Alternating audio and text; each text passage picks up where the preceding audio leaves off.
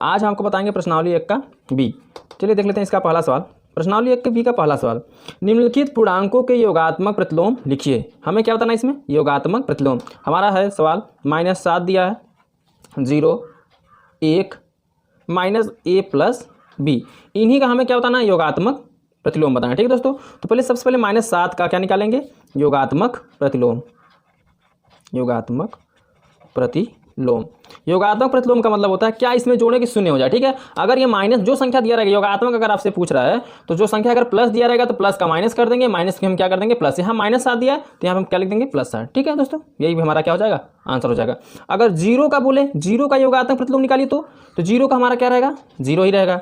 आपसे 1 का पूछे तो ये एक का क्या हो जाएगा? -1। ठीक है दोस्तों, क्योंकि अगर ये प्लस में है तो प्लस किस में हो जाएगा? माइनस में। ठीक है दोस्तों, और हमारा एक है बोला है -a प्लस बी का।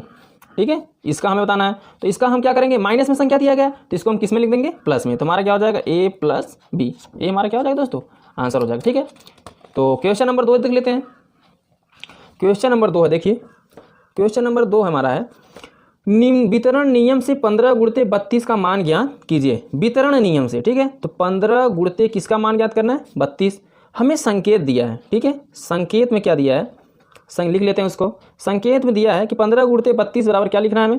15 गुणित इसको 32 को क्या लिख देंगे? 30 + 2। ठीक है, अब इसी का हमें क्या बताना है? मान बताना है। ये हमारा 2 है। ठीक है दोस्तों, अब क्या करेंगे? 15 तियाँ, इसका हम कोष्टक गुणा करेंगे, कोष्टक को तोड़ेंगे सबसे पहले। तो 15 तियाँ 45, तो 400 कितना हो जाएगा? 50 + 15 दूना 30, तो 450 + 30 कितना हो जाएगा? 450 + 30। अगर जोड़ेंगे तो 400 कितना हो जाएगा दोस्तों? 80। हमारा यही क्या हो जाएगा दोस्तों? आंसर हो जाएगा। ठीक है, चलिए क्वेश्चन नंबर हम 3 को देख लेते हैं। क्वेश्चन नंबर 3 क्या है? तो हमारा क्वेश्चन नंबर 3 बोल रहा है, धन पूर्णांकों में एक उदाहरण सहित दर्शाइए कि योग की संक्रिया पर योग का वितरण नियम असत्य है। ठीक है दोस्तों, माना। ठीक है, हम पहले इसमें क्या करेंगे? क्वेश्चन नंबर 3 में मान लेते हैं, माना। ठीक है, अगर हम माने क्या? एक संख्या लेते हैं 2 + 3 + 4। ठीक है, बराबर, अगर इसको हम जोड़ें तो 2 ऐसे रहेगा और 4 3 7, और 7 और 2 जोड़ें तो कितना जाएगा दोस्तों? 9। ठीक है, अगर इसी को हम अलग अलग लिख दें, 2 + 3 और +2 + 4, अगर इसको जोड़ें तो दोस्तों 3 2 5 + 4 2 6, तो 6 5 11। ठीक है, तो एक दूसरे के 9 इधर आए, इसके जोड़ने इस तरफ जोड़ने क्या आ गया? 11। तो हम क्या लिख सकते हैं दोस्तों कि 2 + 3 + 4 इज नॉट इक्वल टू किसके? 2 + 3 + 2 + 4। ठीक है दोस्तों, ये हमारा क्या, अगर हम इसमें लिख सकते हैं कि धन पूर्णांकों में योग की संक्रिया पर योग का वितरण नियम क्या हो जाएगा? असत्य हो जाएगा। लिखना चाहें लिख दीजिए, अतः लिख दीजिए, बराबर नहीं है तो अतः लिख दीजिए, धन पूर्णांकों में योग की संक्रिया पर, ठीक है दोस्तों, योग की संक्रिया पर योग का वितरण क्या हो जाएगा? योग का वितरण असत्य है। क्या है? असत्य है। ठीक है दोस्तों, तो चलिए अब हम क्वेश्चन नंबर 4 पे ध्यान देते हैं। क्वेश्चन नंबर 4 हमारा है, क्वेश्चन नंबर 4, दर्शाइए कि पूर्णांकों में योगात्मक नियम अद्वितीयक होता है। तो पहले मान लेते हैं, मान लेते हैं, माना एक हमारा पूर्णांक क्या हो जाएगा? माना एक हमारा क्या है? पूर्णांक है। ठीक है, पूर्णांक है। एक हमारा पूर्णांक है, तथा क्या कर देते हैं? बी हमारा क्या हो जाएगा? दूसरा पूर्णांक मान लेते हैं। बी क्या है हमारा? दूसरा पूर्णांक है।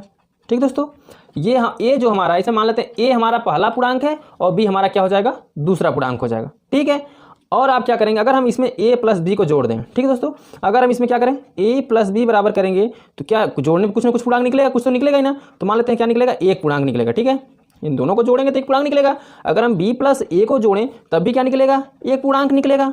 ठीक है दोस्तों, समझा रहा ना? यहाँ पे एक हम ऐसे एग्जाम्पल लेते हैं। ठीक है, मान लीजिए हम a की जगह क्या ले लें? 3 ले लेते हैं। a बराबर कितना ले लेते हैं? 3, और b बराबर कितना लेते हैं दोस्तों? 4। ठीक है, लेकर ट्राई कर लेते हैं। अगर हम a + b बराबर जोड़ें, एक जगह कितना रख दें? 3 रख दें, और b की जगह कितना रख दें? 4, तो अगर 4 3 कितना हो जाएगा? 7, एक पूर्णांक निकलेगा। अगर b की जगह 4 रख दें और एक जगह 3 रखें तो 4 3 कितना निकलेगा? 7, तब भी क्या निकलेगा दोस्तों? एक पूर्णांक निकलेगा, नहीं निकलेगा? तो अतः पूर्णांक, अतः हम कह सकते हैं, क्या कर सकते हैं दोस्तों? आपको लिख देना नीचे, पूर्णांकों में, ऐसे लिख दीजिए, पूर्णांकों में योगात्मक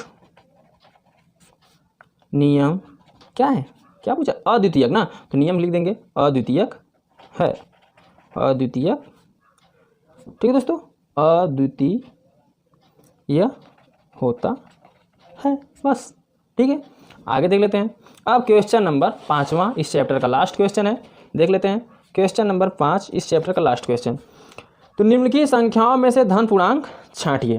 पहला है 8 - 6, ठीक, इसमें बताना है आपको धन पूर्णांक है क्या है, हमको सिर्फ धन पूर्णांक छांटनी इसमें। तो ये 8 माइनस कितना दिया है 6, 8 में से अगर हम 6 घटाएं कितना आएगा 2, तो 2 हमारा कैसा हो जाएगा धन पूर्णांक, ठीक है दोस्तों।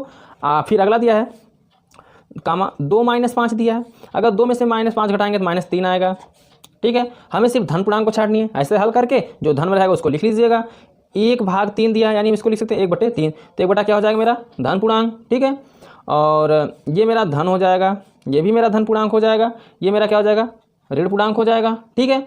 उसके बाद हमारा आता है -3 गुणते -4, ठीक, इसका गुणा करेंगे तो 4 माइनस प्लस हो जाएगा, 4 तिहाई 12, तो 12 किसका हो जाएगा धन पूर्णांक, ठीक है दोस्तों। आगे देख लेते हैं, धन पूर्णांक हो गया। अब हमारा बच रहा है 8 में भाग अगर 2 से किया जाए तो 2 चौके 8 कट जाएगा, तो कितना जाएगा 4, 4 भी मेरा क्या हो जाएगा धन पूर्णांक, ठीक है। अगर यहाँ पे अगला दिया है, यहाँ दिया देख लेते हैं, आगे दिया है -5 गुणते, ठीक 3, तो 3 × 5 = 15, तो क्या आ जाएगा -15, -15 किस में हो जाएगा ऋण में हो जाएगा, ठीक है दोस्तों। लास्ट में दिया है 3 × 5, तो 3 × 5 कैसा है 3 × 5 = 15, 15 कैसा है धन। तो इसमें हमें पूछा था क्या निकालना है धन पूर्णांक, तो धन पूर्णांक कौन कौन से हैं दोस्तों 8 - 6 है, तो लिख दीजिए, यहाँ लिख दीजिए धन पूर्णांक, ठीक।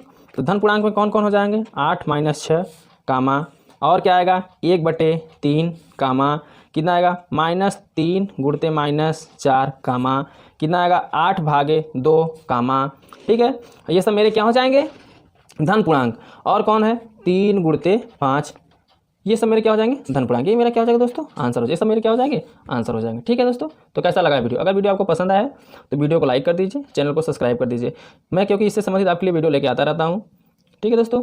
तो आज के लिए बस इतना ही, अब आपसे मिलते हैं अगले वीडियो में, तब तक के लिए जय हिंद जय भारत।